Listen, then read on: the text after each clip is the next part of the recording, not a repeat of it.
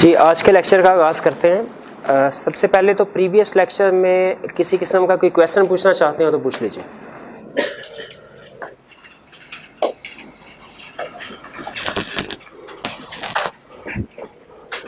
जी, कोई क्वेश्चन? हाँ, body corporate और कंपनी इन दोनों टर्म्स में डिफरेंस है। जो बॉडी कॉर्पोरेट है ये कम्प्रीहेंसिव टर्म है। इससे मुराद वो कंपनी भी है जो कंपनीज एक्ट के मुताबिक रजिस्टर्ड हुई। बॉडी कॉर्पोरेट से मुराद ऐसी ऑर्गेनाइजेशन भी है जिनका है तो सेपरेट लीगल स्टेटस अपने ओनर्स वगैरह से, में लेकिन वो कंपनीज एक्ट में रजिस्टर्ड नहीं हुई, किसी दूसरे एक्ट में रजिस्टर्ड हुई है पाकिस्तान में। ठीक है। और तीसरा, बॉडी कॉर्पोरेट में ऐसी कंपनीज भी आती हैं जो है तो बॉडी कॉर्प या सेपरेट लीगल स्टेटस है उनका, लेकिन वो पाकिस्तान की बजाय पाकिस्तान से बाहर किसी एक्ट या ऑर्डिनेंस वगैरह के मुताबिक रजिस्टर्ड हुई हैं, इनकॉर्पोरेट हुई हैं। ठीक है। तो बॉडी कॉर्पोरेट में तीनों तरह की कंपनीज आ जाती है, जो कंपनीज एक्ट में रजिस्टर्ड हुई पाकिस्तान में, दूसरा जो है तो पाकिस्तान में रजिस्टर्ड लेकिन कंपनीज एक्ट नहीं किसी और लॉ में रजिस्टर्ड है, और तीसरा वो कंपनी जो पाकिस्तान में नहीं बल्कि पाकिस्तान से बाहर इनकॉर्पोरेट हुई है, रजिस्टर्ड। जी, और कोई क्वेश्चन?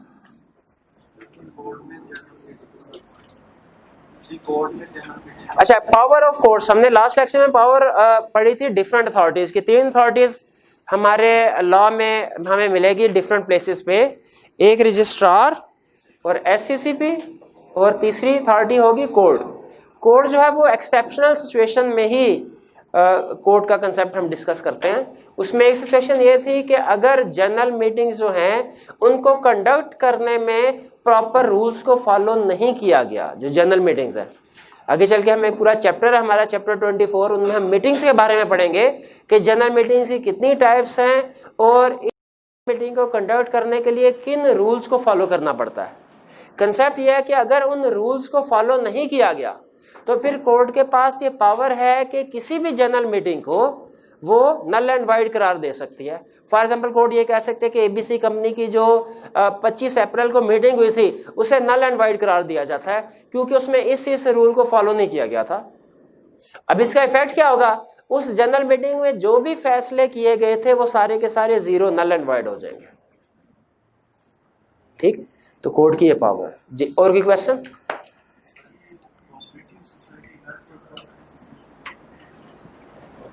क्या कोई cooperative society not for profit organisation के तौर पर रजिस्टर हो सकती है? जहां पे बिल्कुल हो सकती है, लेकिन उसे फिर अपने आप को पहले कंपनीज एक्ट में रजिस्टर कराना पड़ेगा, फिर एससीसीपी से जाके लाइसेंस लेना पड़ेगा, क्योंकि एससीसीपी जो लाइसेंस देता है नॉट फॉर प्रॉफिट ऑर्गेनाइजेशन का, वो सिर्फ कंपनीज को देता है। तो इसी तरह एक दफा एक क्वेश्चन में उसने कुछ इस तरह की टर्म पूछी, एक पार्टनरशिप जो है वो एससीसीपी से नॉट फॉर प्रॉफिट ऑर्गेनाइजेशन का लाइसेंस लेना चाहती है, क्या ले सकती है? जब बिल्कुल ले सकती है। कैसे? उसे अपने आप को कंपनी फॉर्म में कन्वर्ट करवाना पड़ेगा और फिर उसके बाद एससीसीपी के पास अप्लाई करना पड़ेगा, और जो कंडीशन है डेफिनेटली वो तो लिखनी है, जो कंडीशन उसने फुलफिल करनी है। वो कंडीशन याद है ना आपको? पर्पस, चैरिटेबल पर्पस होना चाहिए, promotion of science art commerce वगैरह, फिर उसके बाद डिविडेंड जो है उसकी डिस्ट्रीब्यूशन को प्रोहिबिट करता हो, और जो प्रॉफिट है अपने ही ऑब्जेक्टिव की प्रमोशन में उसने अप्लाई की। जी, और की क्वेश्चन? जी पूछिए भाई।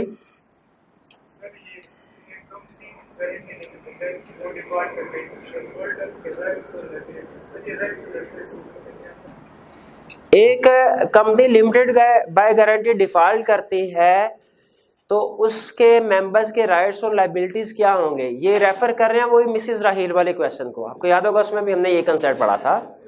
तो उसमें लायबिलिटीज क्या होती है ये तो हमें पता चल जाता है कि लायबिलिटी ये है कि जितनी अमाउंट उन्होंने एग्री की है कि वो कंट्रीब्यूट करेंगे इन दी वाइंडिंग अप ऑफ कंपनी, वो पे करेंगे जितनी भी लायबिलिटी बनती है।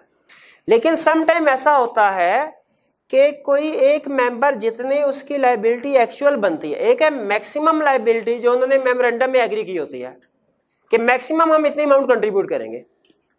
सम टाइम ऐसा होता है कि मैक्सिमम अमाउंट अगर 10 लाख पे की गई है, 10 लाख एग्री की गई है, एक्चुअली अमाउंट पे हुए 8 लाख, लायबिलिटी बनी 8 लाख की।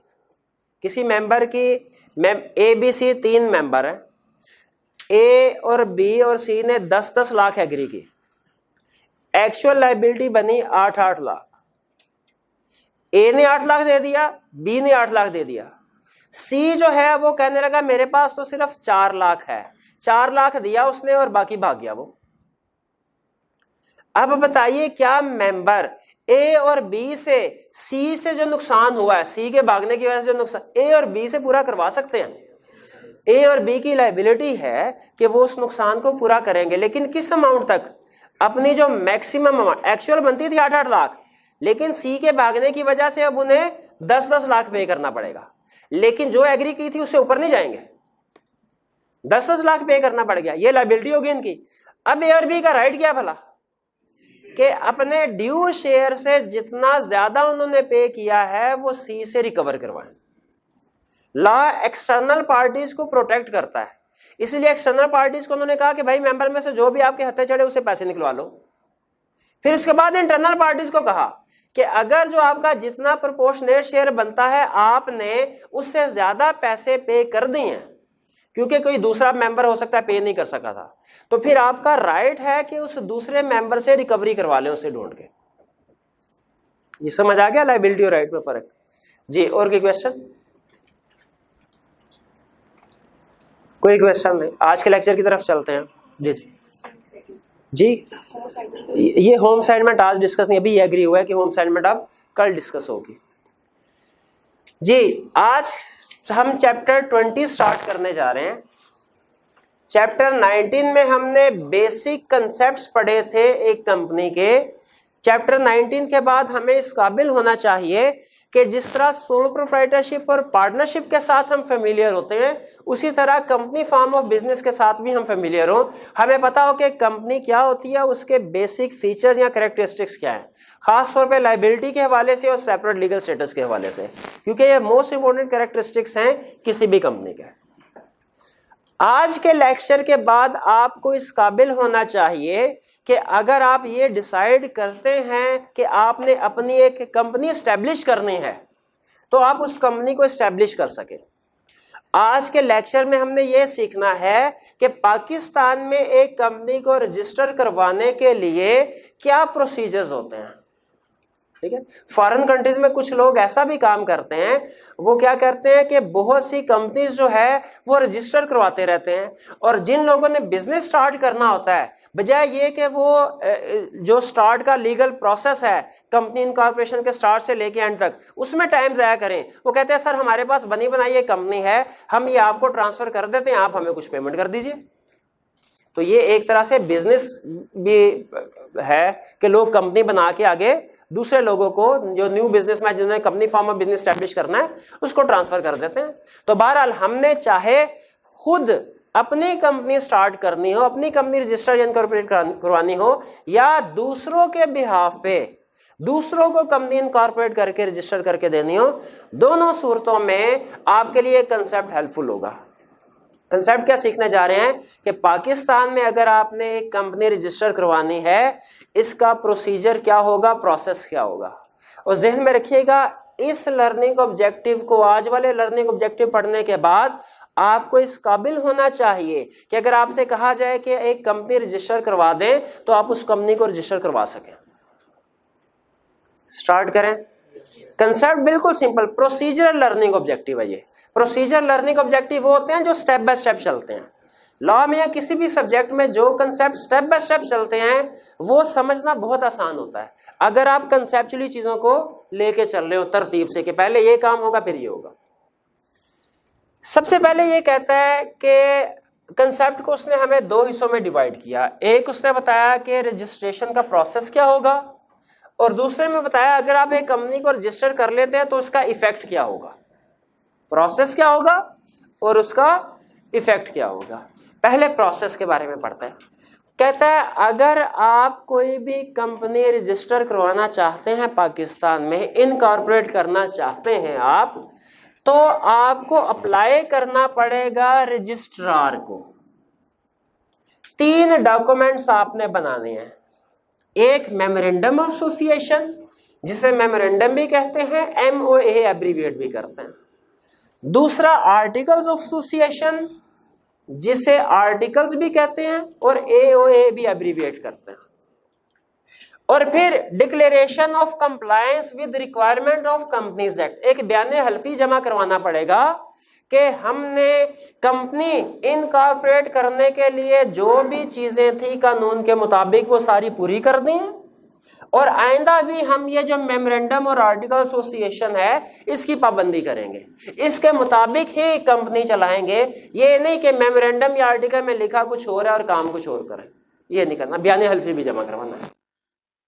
कंसेप्ट ये है कि मेमोरेंडम, जहन में क्वेश्चन ये पैदा होता है कि मेमोरेंडम ऑफ एसोसिएशन और आर्टिकल एसोसिएशन में लिखा क्या होता है और इनमें फर्क क्या है।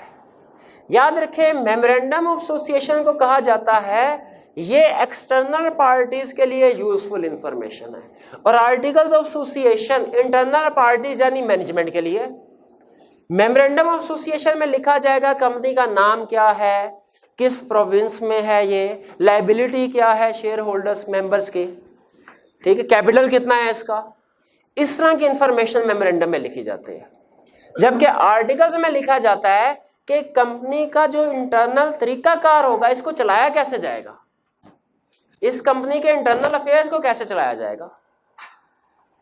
ठीक, जैसे हो सकता है आर्टिकल एसोसिएशन में लिखा हो कि कंपनी के ये लोग डायरेक्टर्स होंगे, जब कंपनी बनेगी ये 6, 7, 8, 10 लोग डायरेक्टर्स होंगे जो कंपनी को चलाएंगे। इनमें डायरेक्टर नंबर ए जो है ये काम करेगा, डायरेक्टर बी ये करेगा, डायरेक्टर सी ये करेगा, जो भी उन्होंने अपने इंटरनल पॉलिसीज बनाई होंगी।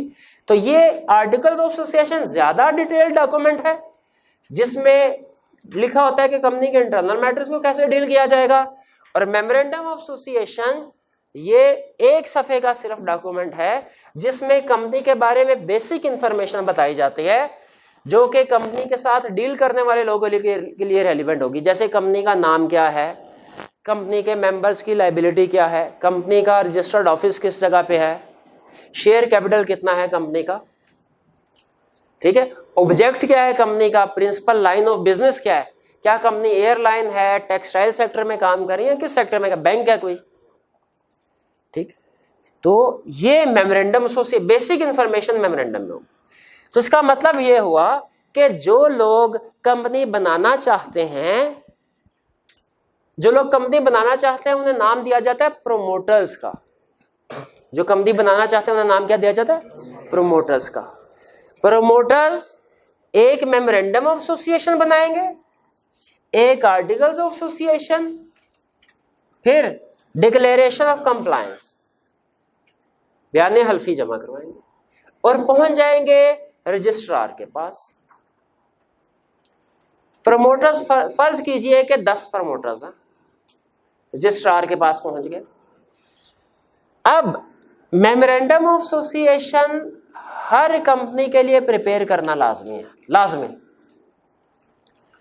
आर्टिकल्स ऑफ एसोसिएशन भी असूली तौर पे हर कंपनी का होता है, लेकिन लोगों की सहूलत के लिए एससीसीपी ने अपनी वेब, क्योंकि एक लंबी चौड़ी डॉक्यूमेंट होती है, लोगों की सहूलत के लिए एससीसीपी ने अपनी वेबसाइट पे समझ लीजिए कि एक आर्टिकल्स ऑफ एसोसिएशन का फॉर्मेट बना के दिया हुआ है कि पाकिस्तान में ज्यादातर company limited by share registered होती हैं, तो लिमिटेड बाय शेयर कंपनी के लिए हमने अलग से एक फॉर्मेट दे दिया।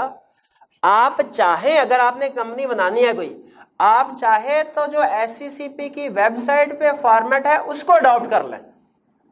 उस सूरत में आप रजिस्ट्रार को कहेंगे सर हमने खुद से आर्टिकल्स एसोसिएशन नहीं बनाया, लेकिन जो एससीसीपी की वेबसाइट पे पड़ा हुआ है वही हमारा आर्टिकल समझ लीजिए। तो इसका मतलब ये नहीं है कि हमारी कंपनी का आर्टिकल कोई है ही नहीं, आर्टिकल एसोसिएशन है सही इस केस में भी, लेकिन वो कौन सा आर्टिकल एसोसिएशन है, एससीसीपी वाला अप्लाई होगा। हाँ, अगर हम कहते हैं नहीं हमें एससीसीपी वाला पसंद नहीं आया, हम उसमें थोड़ी अल्ट्रेशन चेंजेस करके हम चाहते हैं कि अपना हम बनाएं, तो आप अपना भी लादा से आर्टिकल एसोसिएशन बना सकते हैं। लेकिन जो कंपनी लिमिटेड बाय शेयर है उसके पास ऑप्शन है, बाकी कंपनीज तो जरूर सबमिट करवाएंगी, लेकिन कंपनी लिमिटेड बाय शेयर के पास ऑप्शन है चाहे अपना आर्टिकल एसोसिएशन सबमिट करवाएं और चाहे एससीसीपी वाला अडॉप्ट कर लें। यहां तक क्लियर। अच्छा, अब मेमोरेंडम एसोसिएशन बना, आर्टिकल एसोसिएशन बना, इसको कुछ लोगों ने साइन भी करना है, इसको कुछ लोगों ने साइन भी करना है। आगे चल के हम एक जगह पे कंसेप्ट पढ़ेंगे कि कंपनी के मिनिमम मेंबर्स कितने होने चाहिए, मिनिमम। ठीक है, हमने एक कंसेप्ट में पढ़ा हुआ है, मैक्सिमम की तो कोई लिमिट नहीं है, मिनिमम 1 से लेके मैक्सिमम कुछ भी हो सकते हैं। लेकिन थोड़ा सा इस कंसेप्ट को आगे चल के हम इसमें वेरिएशन पढ़ेंगे कि कंपनी के मेंबर्स की मिनिमम और मैक्सिमम की तादाद डिपेंड करती है टाइप ऑफ कंपनी पे। अगर कंपनी प्राइवेट है तो मिनिमम 1 मेंबर भी हो सकता और मैक्सिमम 50। अगर कंपनी पब्लिक है और अनलिस्टेड है तो मिनिमम मेंबर 3, मैक्सिमम की कोई लिमिट नहीं। अगर कंपनी पब्लिक है और लिस्टेड है मिनिमम मेंबर्स 7, अनलिस्टेड के लिए 3 है और लिस्टेड के लिए 7 है मिनिमम, मैक्सिमम की कोई लिमिट नहीं।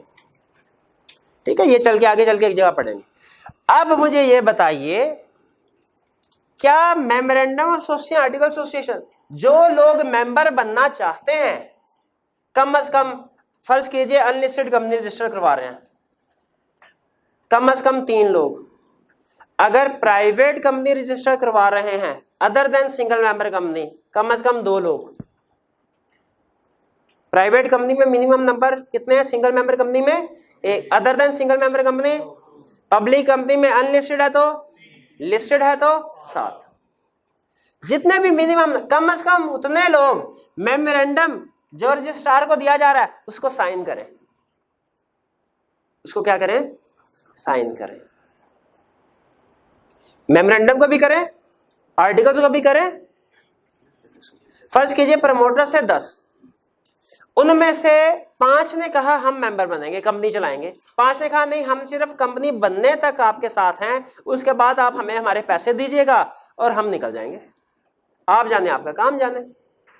तो इसका मतलब है प्रमोटर से 10 जिन्होंने नेसेसरी स्टेप्स लिए, उनमें से 5 जिन्होंने साइन किया, उनको हम फिर प्रमोटर नहीं कहते, उनको हम कहते हैं सब्सक्राइबर।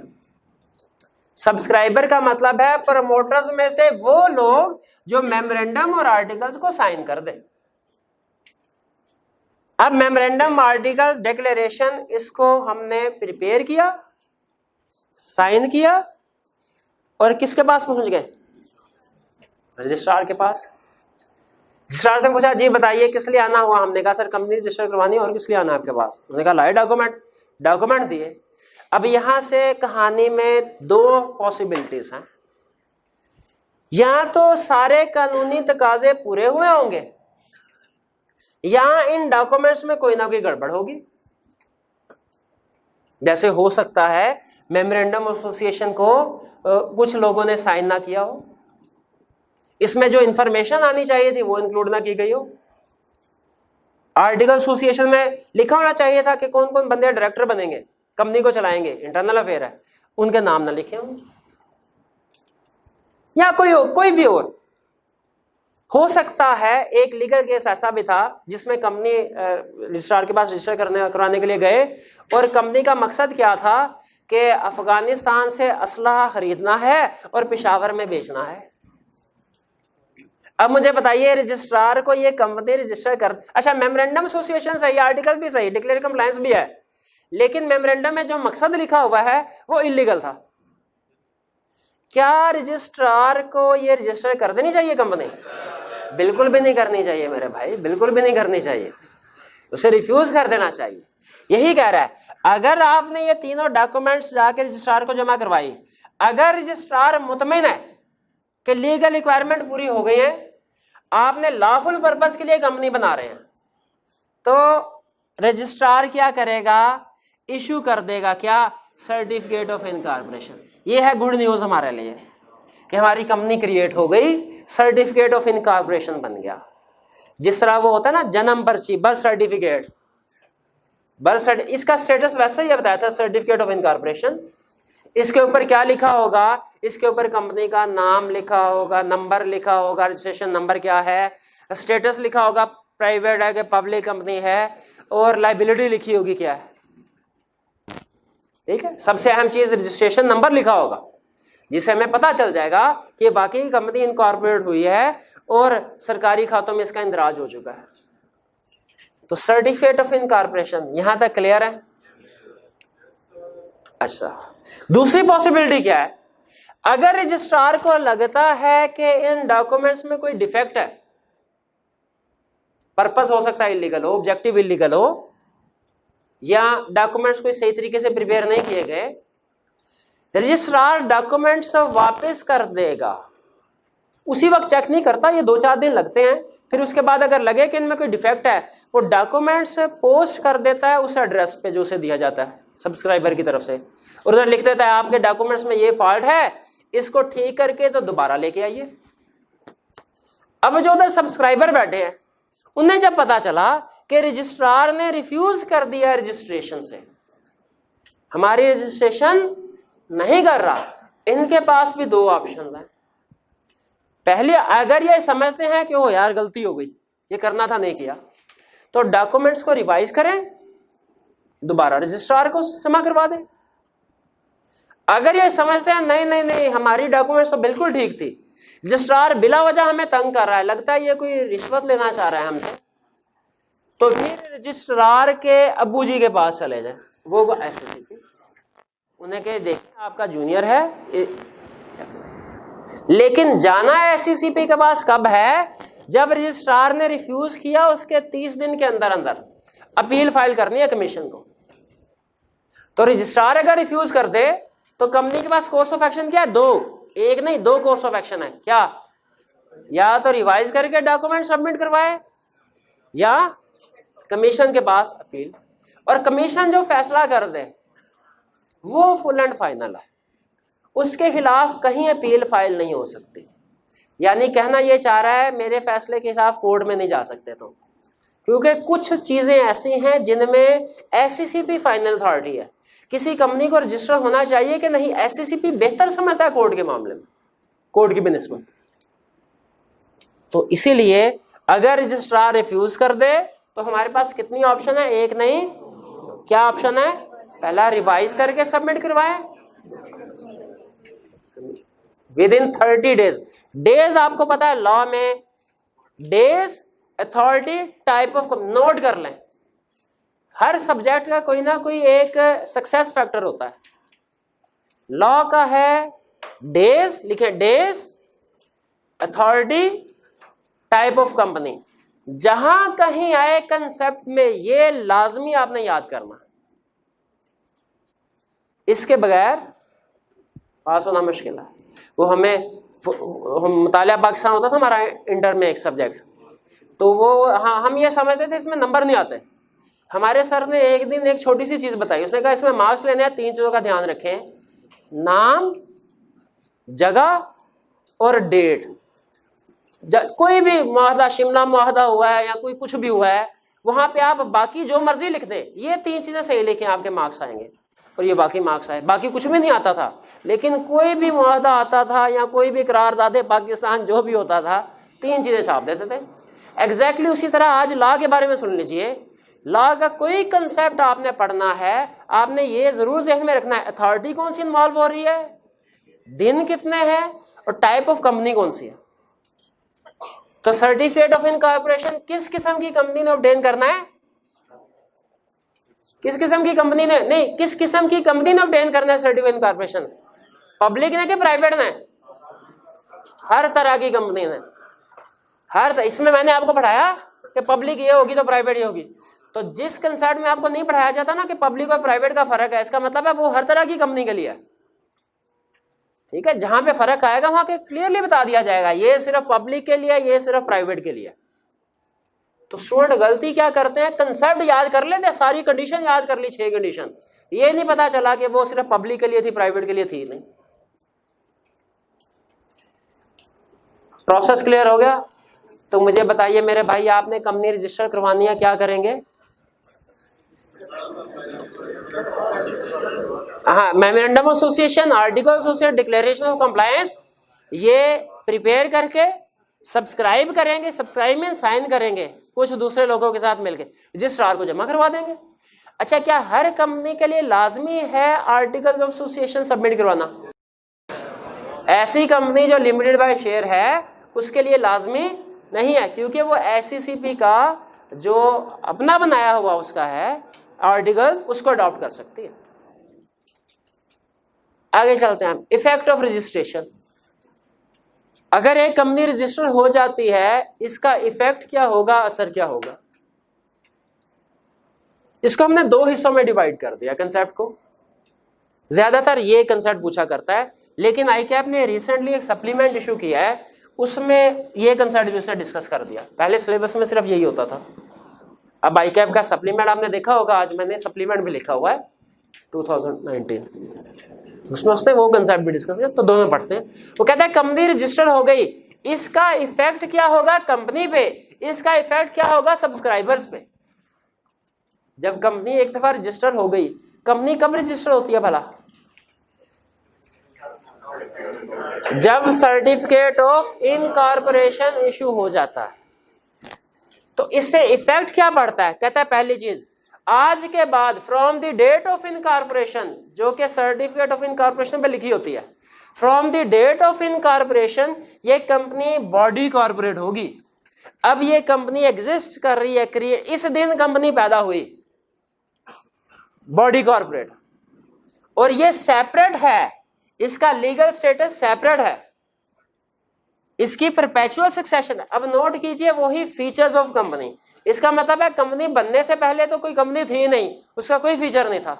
तो जब कंपनी इनकॉर्पोरेट हो गई, इफेक्ट क्या हुआ, वो कंपनी बन गई, जितने भी फीचर्स कंपनी के होते हैं उसके पास आ गए।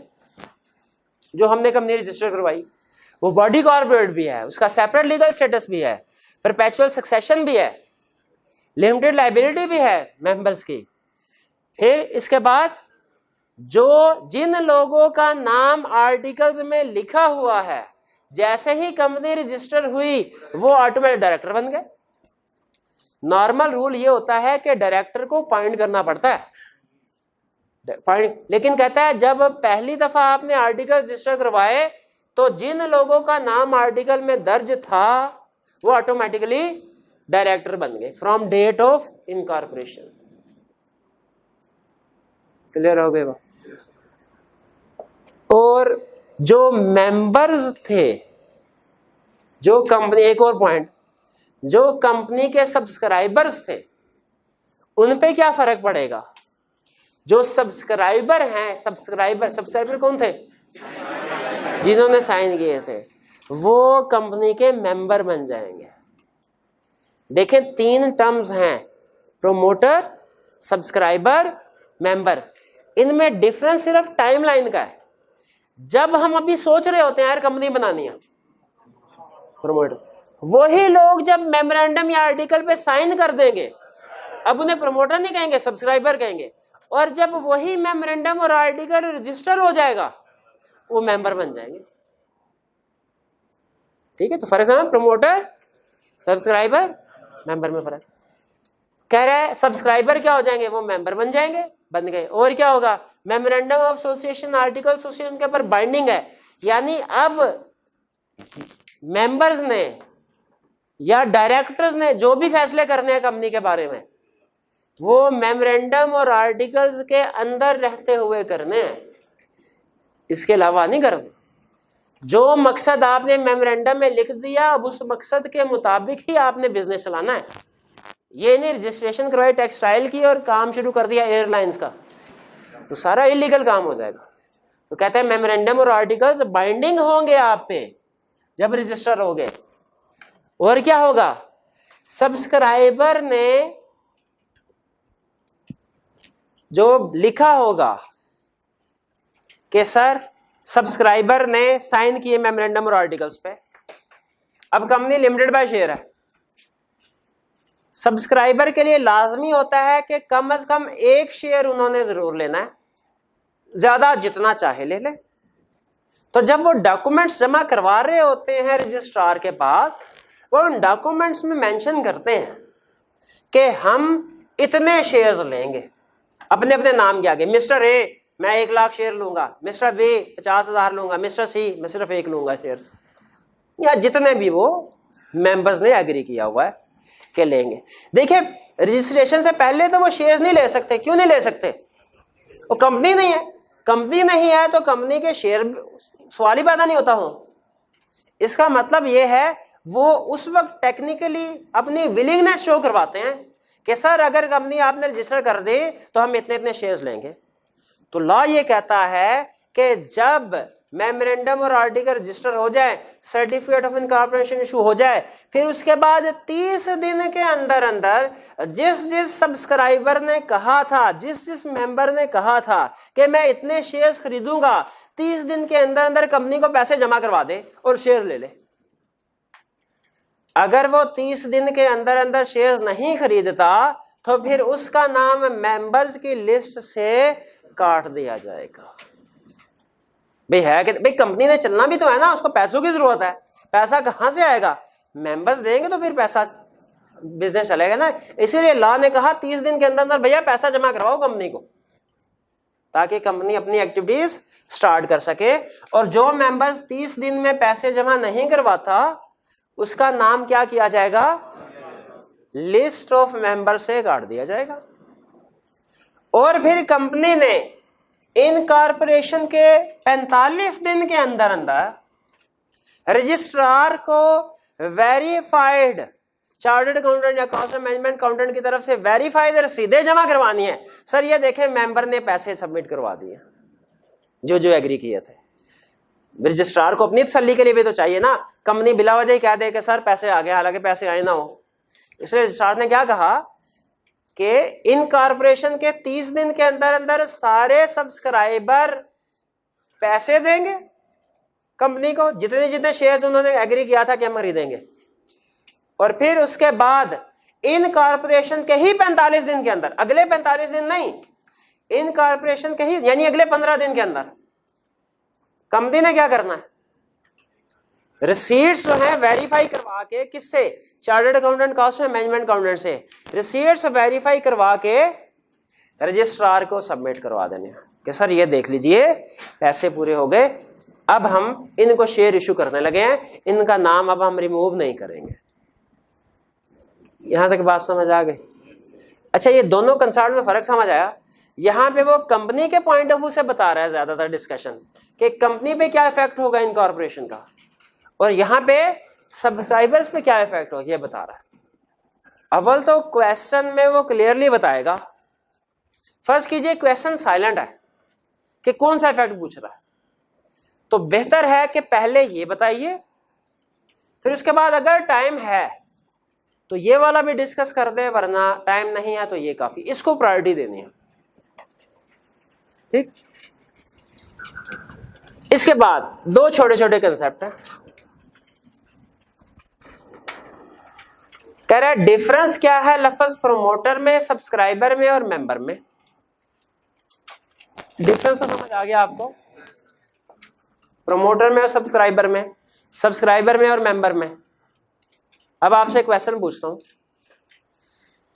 मेंबर और शेयर होल्डर में क्या फर्क है? कितने स्टूडेंट का ख्याल है सेम है? कितने स्टूडेंट का ख्याल है कि फर्क है? अच्छा बताइए, कंपनी लिमिटेड बाय गारंटी होती है कि दुनिया में उसका शेयर कैपिटल होता है कि नहीं?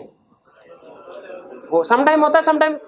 अगर कोई कंपनी लिमिटेड बाय शेयर, अगर कोई कंपनी है लिमिटेड बाय गारंटी है, उसका शेयर कैपिटल नहीं है, उसके जो मालिकान हैं उन्हें क्या कहेंगे? शेयर होल्डर तो नहीं कहेंगे। और जो कंपनी लिमिटेड बाय शेयर है उसके मालिकान को क्या कहेंगे? Share holder. तो लॉ ये कहता है मेंबर बनने के लिए दो तरीके हैं, मेंबर बनने के लिए दो तरीके हैं। अगर तो उस कंपनी के शेयर्स हैं, आप शेयर खरीद लीजिए और रजिस्टर ऑफ मेंबर बनाया होता है कंपनी ने, उसमें नाम दर्ज हो जाएगा, आप मेंबर हो जाएंगे, शेयर होल्डर। लेकिन अगर कंपनी ऐसी है जिसका शेयर कैपिटल नहीं है, तो फिर याद रखिए कि मेमोरेंडम को सब्सक्राइब कर देंगे आप, तो मेमोरेंडम को सब्सक्राइब करने से आप मेंबर बन जाएंगे। इसका मतलब ये हुआ हर शेयर होल्डर मेंबर होता है, लेकिन हर मेंबर शेयर होल्डर नहीं होता। ये बात समझ आए? मेंबर में और शेयर होल्डर में क्या फर्क है? हर शेयर होल्डर मेंबर होता है, हर मेंबर शेयर होल्डर नहीं होता। इसी क्वेश्चन को उसने एक दफा एक दूसरे लफ्जों में पूछ लिया। उसने कहा किसी कंपनी का मेंबर बनने के 2 तरीके बताइए।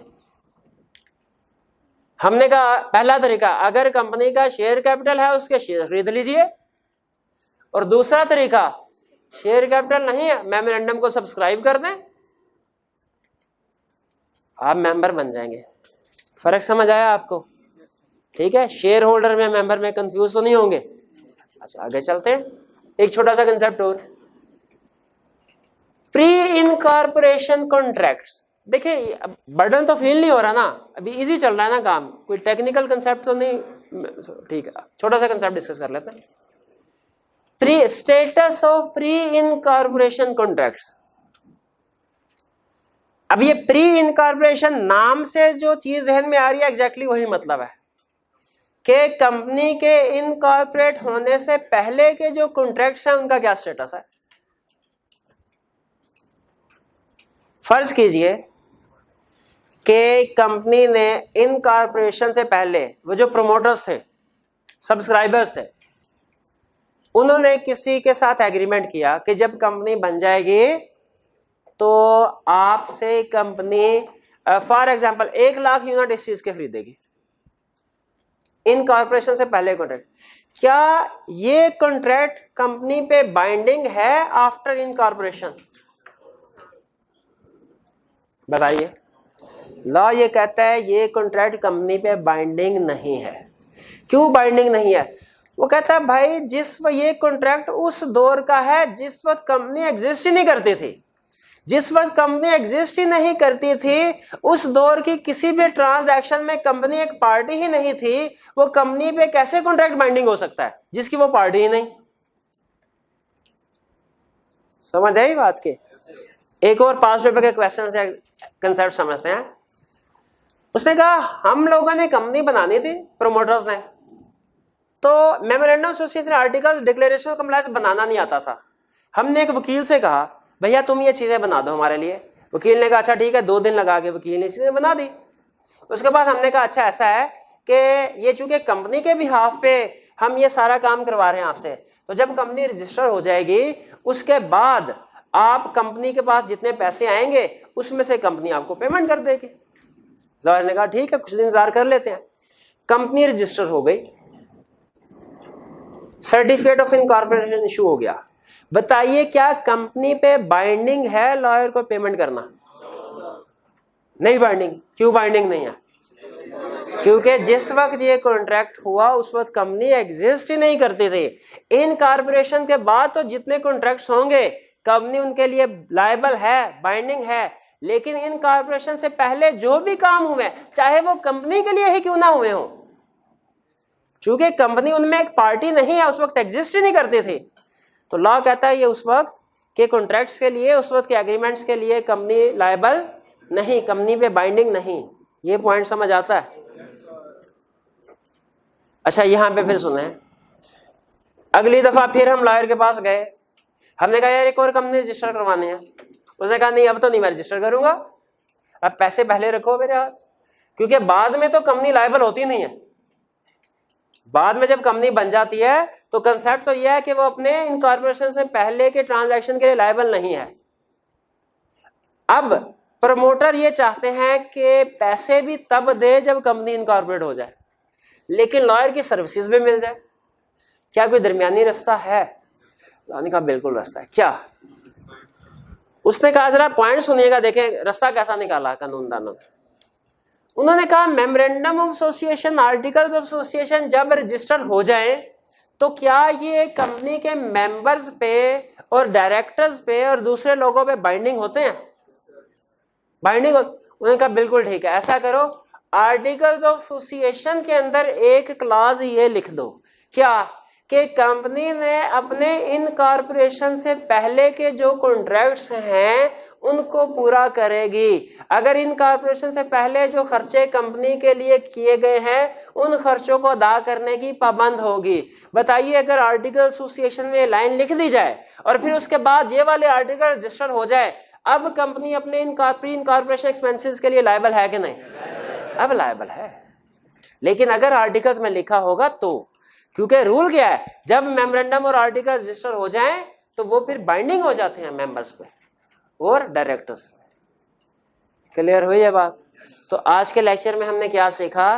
पहली चीज हमने सीखी, क्विक से रिवीजन करते हैं कि एक कंपनी को रजिस्टर करवाना चाहते हैं तो उसका प्रोसेस क्या होगा। इसमें हमने कहा 3 डॉक्यूमेंट्स लेके चलनी है हमने रजिस्ट्रार के पास, प्रमोटर से, memorandum, article, declaration of compliance. अगर रजिस्ट्रार मुतमिन है तो क्या करेगा?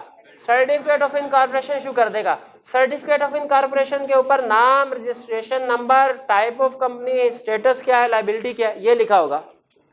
और अगर रजिस्ट्रार मुतमिन नहीं है, अगर डिफेक्टिव है डॉक्यूमेंट्स, तो फिर क्या होगा? रजिस्ट्रार रिफ्यूज कर देगा। अगर रिफ्यूज कर देगा तो प्रमोटर्स के पास क्या ऑप्शंस हैं? पहले रिवाइज करके सबमिट करवा सकते हैं और दूसरी अपील फाइल करते हैं एससीसीबी के पास within 30 days of refusal. और एससीसीबी का डिसीजन फाइनल होगा, उसके डिसीजन के खिलाफ अपील नहीं की जा सकती कोर्ट में। फिर अगर रजिस्ट्रेशन हो गई यानी सर्टिफिकेट ऑफ इनकॉर्पोरेशन इशू हो गया, इसका इफेक्ट कंपनी पे क्या होगा? बॉडी कॉर्पोरेट है, सेपरेट लीगल स्टेटस है, मेंबर्स की लायबिलिटी लिमिटेड है, और जिन लोगों का नाम लिखा गया था वो डायरेक्टर बन जाएंगे। परपेचुअल सक्सेशन है, हमेशा चलती रहेगी। कॉमन सील है, ठप्पा बन जाता है कंपनी के नाम का, जो कि कंपनी अपने ऑफिशियल डॉक्यूमेंट्स पे उसको स्टैंप किया जाता है। सब्सक्राइबर पे क्या इफेक्ट आएगा? मेमोरेंडम और आर्टिकल्स उनमें बाइंडिंग है, उनके मुताबिक ही काम करना है। जिस सब्सक्राइबर ने एग्री किया था कि मैं इतने शेयर्स एक्वायर करूंगा, उसकी amount with in 30 days company को जमा करवाए, और अगर जमा नहीं करवाता उसका नाम लिस्ट ऑफ मेंबर से कैंसिल कर दिया जाएगा। और कंपनी ने with in 45 days verified receipt verify करवानी है। किससे वेरीफाई करवानी है? Chartered accountant, cost and management counter से, और फिर रजिस्ट्रार को सबमिट करवा देनी है। ठीक है। और इसमें 2 कंसेप्ट मैंने आपको मजीद बताए, प्रमोटर, सब्सक्राइबर, मेंबर और शेयर होल्डर में फर्क। अगर अब कोई आपसे पूछे मेंबर और शेयर होल्डर में क्या फर्क है? हर शेयर होल्डर मेंबर होता है लेकिन हर मेंबर शेयर होल्डर नहीं होता। या for example, member include a person who is the holder of the share और a person whose name is entered in memorandum of association, या who is subscriber of the memorandum of association and whose name is entered in the register of member. Pre incorporation contract क्या होते हैं? Clear हो गया? इनका status क्या होता है? कंपनी पे बाइंडिंग अनलेस के आर्टिकल्स में लिख दिया जाए। जी, आज के लेक्चर के लिए इतना ही काफी है। आज का लेक्चर यहाँ पे खत्म होता है।